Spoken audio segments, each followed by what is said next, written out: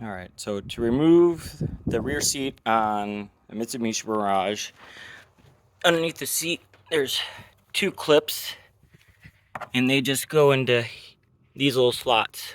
So to pull it out, you just stick your hand underneath, and pretty much right here where you can feel that, and pull up. Same on the other side, and it'll lift right out.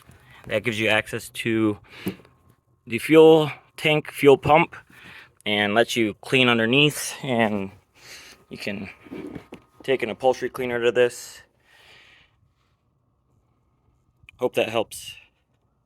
And to reinstall, you can kind of just slide the seat belts through the elastic loops and push it back as far as you can.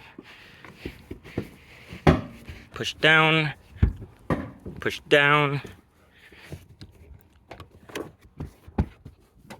and it's in.